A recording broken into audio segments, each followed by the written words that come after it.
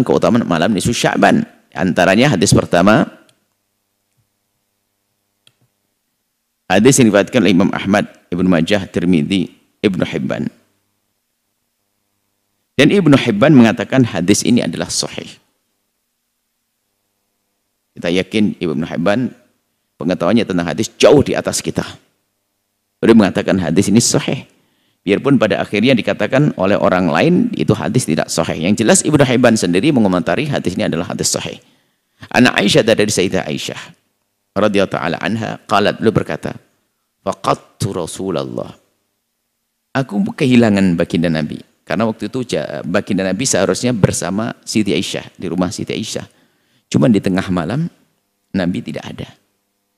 Faqadtu Rasulullah, aku kehilangan Nabi. Lailatan, pada suatu malam, fa kharajtu, kemudian aku keluar cari kemana. Fa idza huwa bil Baqi, ternyata Nabi ada di Baqi. Semoga nanti semua sampai Madinah. Jadi ada rumah Nabi yang sekaligus sekarang jadi makom Nabi. Makbarah itu, kalau kita menghadap ke kiblat begini, maka kita ke arah kiri lurus dari makam. Kata kita ngarep makam Nabi ke arah kiri lurus, itu kurang lebihnya berapa puluh atau belasan meter, atau mungkin 20 meter atau 30 meter paling panjang, atau mungkin sampai 50 lah. Pokoknya lurus, maju sedikit, itulah Baqi. Baqi Al-Gharqad. Makam kuburan. Di situ banyak sahabat Nabi dan juga putra-putra baginda Nabi dimakamkan di situ. Nabi rupanya di situ. Faqala, kemudian Nabi berkata, akunti takhafina ayyahifallahu alaiki wa rasuluh. Kenapa Aisyah? Kau takut disia-siakan kau? Kenapa nyari di sini? Qultu ya Rasulullah, ini radantu annaka ataita ba'da nisa'ik. Aku kira kau ke rumah yang lain ya Rasulullah. Faqala, Nabi menjawab, innallaha azza wa jalla, Allah maha mulia, maha agung, yanzilu lailatan nisfi min Sya'ban, turun setiap malam nisfu Sya'ban, ila sama'id dunya, ke langit dunia. Nah, makna nuzul di sini harus dijelaskan oleh para ulama, bukan Allah turun memerintahkan malaikat-malaikatnya. Yang turun adalah rahmatnya, karena Allah tidak memerlukan tempat. Dan Allah, jangan katakan Allah bertempat. Jika ada kalimat-kalimat yang seperti ini harus segera kita maknai yang sesuai dengan keagungan dan kemuliaan Allah. Kemudian Allah menyeru, dalam riwayat lain menyeru, malaikat yang menyeru. Wa yaghfiru, kemudian Allah mengampuni li aktsar min adadi sya'ri ghanami kilab. Kemudian Allah setelah saat itu mengampuni dosa-dosa hambanya yang dikatakan sebanyak rambut bulu domba Bani Kilab. Bani Kilab itu satu kabilah yang punya kekayaan banyak, jadi binatang ternaknya banyak. Maksudnya apa? Orang yang paling banyak binatang ternaknya disebut oleh Nabi, dan bukan binatangnya, bulunya. Bulunya kan banyak banget, ternaknya banyak. Maksudnya apa? Mubalaghah, bahwasanya Allah mengampuni dosa hambanya yang sangat banyak sekali. Berarti malam ini Sya'ban ada sesuatu yang istimewa. Sampai Nabi perlu datang ke tempat khusus Baqi. Memangnya kalau kau Baqi terus nongkrong begitu? Kemudian Nabi berbicara tentang pengampunan, Nabi nongkrong begitu? Ya nggak kebayang dong kalau seperti itu. Tentu ada yang dilakukan, apa sekedar keluar. Nah, maka harus kita pahami, Nabi seorang abid ahli ibadah. Tentu ada hal yang dilakukan dari kebaikan-kebaikan. Yang jelas ini menunjukkan bahwa di malam itu ada sesuatu.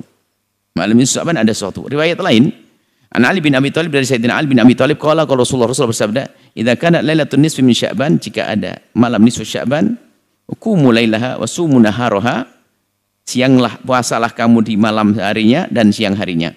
Sengaja kami sebutkan di sini, ya. Wa sumu naharaha fa innallaha ta'ala yanzilu fiha li ghurubi syamsi ila sama'id dunya, karena Allah turun setelah menjelang maghrib ke sama'id dunya, ke langit dunia. Wa yaqulu ala min mustafin. Lah ini yang disuruh ini menyeru malaikat. Allah menyeru, tapi nanti yang diperintahkan malaikat menyeru. Ala min mustaghfirin fa'aghfirullah. Siapa yang minta ampun akan aku ampuni. Ala min mustarzikin, ala min mustaghfirin, mustarzikin. Misalnya hakatnya salah juga. Warzuqah, siapa yang minta rezeki akan aku beri rezeki. Alal mubtala, siapa yang punya sakit, wa'afiyahu maka akan aku kesembuhan. Ala kadza hatta yatlu asyam fajru. Jadi terus Allah menyeru siapa yang punya hajat, siapa yang punya keperluan akan aku kabul. Rawi Najah wal Baihaqi.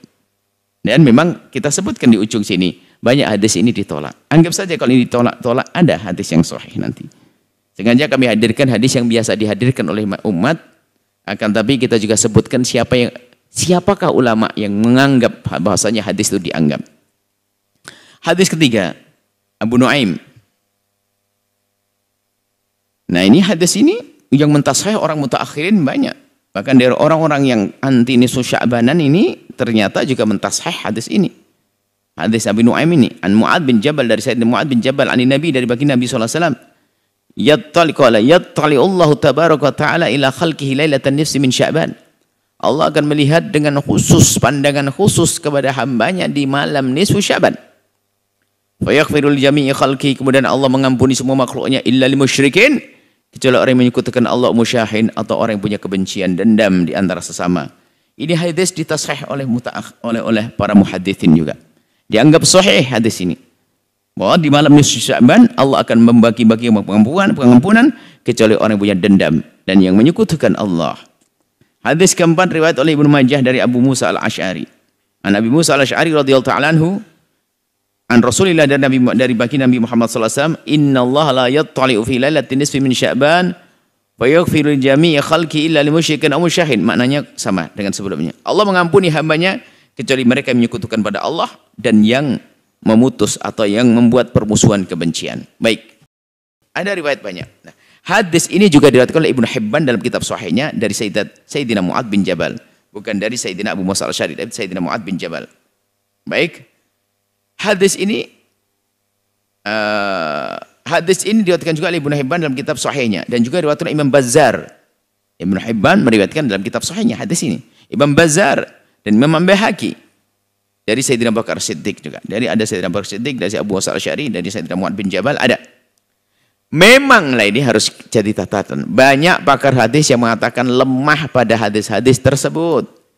Khususnya hadis yang pertama dan kedua. Ya, jangan sampai dianggap kita mau memasukkan hadis lemah dan sebagainya. Kita hadirkan dan kita akui bahasanya untuk hadis yang kedua, yang pertama dan kedua memang sangat banyak yang melemahkannya. Akan tapi ada sebagian dari mereka yang juga menghukumi kebenaran hadis-hadis tersebut, khususnya hadis yang ketiga dan keempat. Karena ketiga dan keempat banyak ditasahih oleh orang mutaakhirin yang katanya bahkan kelompok orang yang paling antipati dengan nisfu Sya'banan. Tapi ternyata hadis ini tasahih. Waktu ditanya, loh kenapa engkau mentasahih, ibaratnya mereka menjelaskan pengikut-pengikutnya mentasahih hadisnya. Kemudian di asisinya ini tidak menunjukkan kita harus beramal ini. Banyak macam-macam hujah yang dihadirkan. Padahal hadis ada tentang keutamaan malam itu. Artinya riwayat-riwayat tersebut tidak semuanya disepakati kelemahannya. Jika demikian adanya, maka sangat diperkenankan untuk menggunakan hadis tersebut. Karena tidak disepakati kelemahannya. Ada yang tidak disepakati kelemahannya. Berarti tentu sangat sah jika kita masih meyakini ada keutamaan malam nisfu Sya'ban. Tujuannya adalah untuk mendorong orang agar beramal baik. Baik, kemudian dari riwayat-riwayat semacam itu, yang dhaif ada. Tentunya yang dhaif setelah mengerti dibuang. Tapi kan tidak semuanya lemah. Ada yang sahih, maka dari dasar yang sahih inilah muncul pendapat-pendapat ulama 4 madhab. Ulama 4 madhab. Hafidz Ibn Rajab Al-Hambali dalam kitab Lataiful Ma'arifnya, wa lailatun nisfi min Sya'ban, malam nisfu Sya'ban, kanat tabi'una min ahli Syam, para tabi'in di ahli Syam, ka Khalid bin Ma'dan, seperti Khalid bin Ma'dan, wa Makhul wa Luqman, dan Makhul juga Luqman bin Amir, wa ghairihim, dan yang lainnya, yu'azzimunaha, mengagungkan malam nisfu Sya'ban, wa yajtahiduna, berusaha serius, semangat, fiha, di malam nisfu Sya'ban, fil ibadati, dalam ibadah, Wa anhum akhadhan nasu fadlaha wa ta'dhimaha. Dari mereka inilah ulama-ulama mengambil pemahaman tentang pengagungan terhadap malam nisfu Sya'ban. Ibnu Hajar melanjutkan.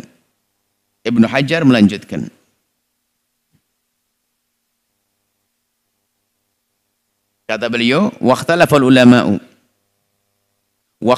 ulama'u ahli Syami fi sifati ihya'iha ala qalaini.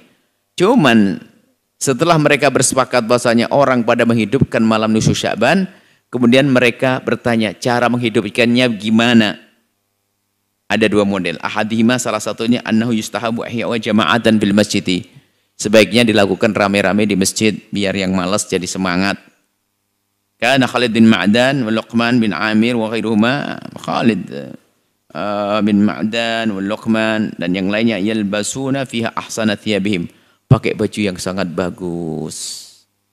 Yatabakharuna, dikasih buhur biar harum. Wa yaktahiluna, pakai celak biar menghormati muliakan. Wa yakumuna fil masjid, melaksanakan ibadah di masjid. Lailatahum tilka, di malam itu. Oh, faqum, dan sama juga melakukan yang serupa Ishaq bin Rahaweh. Bidzalika, Imam Ishaq melakukan juga. Wa qala fi qiyamiha fil masajid jamaah laysa dzalika bid'ah. Kemudian mengatakan bahwasanya jika ingin dilakukan ramai-ramai di masjid bukan sebuah kesalahan. Qala Syafi'i, Imam Syafi'i berkata, balaghana anna du'a yustajabu fi 5 layalin. Aku mendengar kabar bahwa doa itu dikabul di 5 malam. Lailatul Jum'ati, malam Jumat, wal Aidaini, malam 2 hari raya, wa awwali Rajabin, permulaan bulan Rajab, wa nisfi Sya'ban, malam pertengahan bulan nisfu Sya'ban.